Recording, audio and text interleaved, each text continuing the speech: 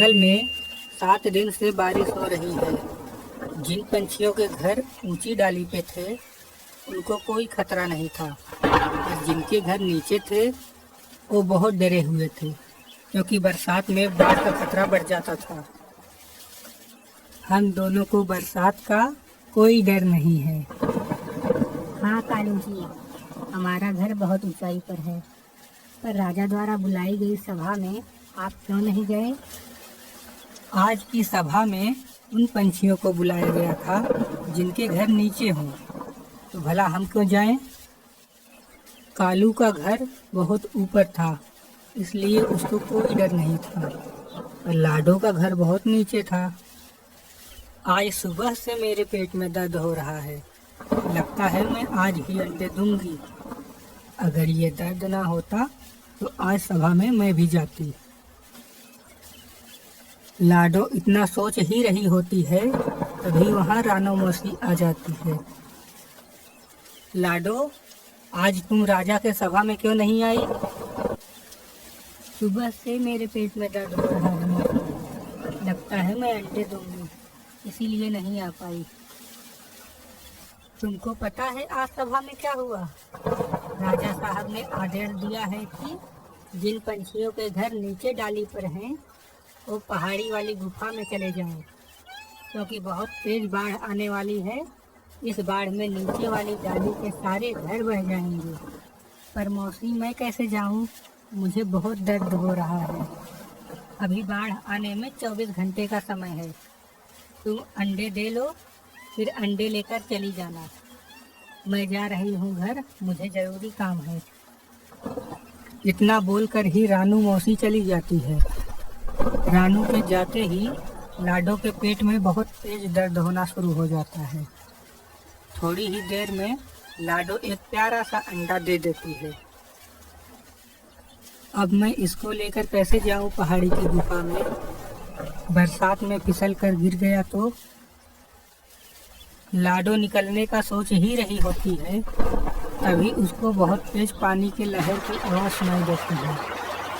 देखते ही देखते पानी उसके घर के अंदर घुसने लगता है। मुझे जल्दी से घर छोड़कर निकलना पड़ेगा, नहीं तो घर के साथ मैं भी बच जाऊंगा। लाडो जैसे ही अंडे को लेना चाहती है, उसका घर हिलने लगता है। उसको बिना अंडा लिए ही घर से बाहर आना पड़ता है। वह जैसे ही बाहर आती है, उसका घर पानी में जाकर गिर जाता है। यह देखकर लाडो रोने लगती है। हे भगवान, तूने यह क्या किया? मैं अपने अंडे के बिना कैसे रहूंगी? मेरा घर भी टूट गया, जिसको मैं 3 महीने लगाकर बनाई थी। अगर मैं बारिश में भीगती रही तो मेरी तबीयत भी खराब हो जाएगी। वह बगल में ही कालू के घर मदद मांगने के लिए जाती है। कालू भैया, दरवाजा खोलिए, मैं लाडो। क्या हुआ लाडो? इतनी बारिश में क्या चाहिए? क्या बताऊं कालू भैया, मेरा घर और अंडा दोनों बाढ़ के पानी में बह गया। क्या मैं आज रात आपके घर गुजार सकती हूँ? सुबह होते ही पहाड़ी वाली गुफा में चली जाऊंगी। हाँ लाडो, आ जाओ, अपना ही घर समझो। कोई जरूरत नहीं है, हम अपने घर में किसी को नहीं रहने देंगे। यह सुनकर लाडो को बहुत बुरा लगा। तभी वहाँ राजा साहब बचाव दल के साथ आ जाते हैं। उसमें बहुत से पंछी पहले से ही बैठे हुए थे।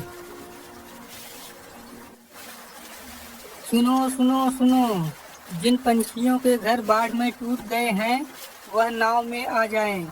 आपको सुरक्षित जगह पर पहुंचा दिया जाएगा। लाडो भी जाकर उसी नाव में बैठ जाती है। सभी पंछियों को लेकर राजा साहब पहाड़ी वाली गुफा में चले जाते हैं। उस गुफा में राजा साहब खाने पीने से लेकर सारी व्यवस्था पहले से ही करवा रखे थे, जिससे पंछी कई दिन तक वहां पर रह सके। आप लोग परेशान ना हो। जिन पंछियों के घर तूफान में टूट गए हैं, सभी को मुआवजे में घर और अनाज दिया जाएगा। यह सूचना सुन के सभी पंछी बहुत खुश हुए। पर लाडो को थोड़ा भी खुशी नहीं हुई। पर राजा साहब, हमारा अंडा भी उस तूफान में खो गया। आप रोइए नहीं, शांत हो जाइए। इस बाढ़ में खोई हुई चीज दोबारा नहीं मिल सकती, नहीं तो हम पूरी कोशिश करते। 8 दिन बाद बारिश बंद हो जाती है। सभी पंछियों को राजा द्वारा घर और अनाज दिया जाता है। यह घर पहले से ज्यादा अच्छा था। एक घर लाडो को भी दिया जाता है, पर लाडो इससे खुश नहीं होती। कई दिन बीत जाते हैं। एक दिन लाडो खिड़की से बाहर जंगल को देख रही होती है। तभी उसके दरवाजे पर कोई आता है। कौन है? दरवाजा खोलो, हम राज दरबार से आए हैं। लाडो दरवाजा खोलती है और देखती है कि राजा के 2 सैनिक खड़े थे जो एक अंडा लिए थे।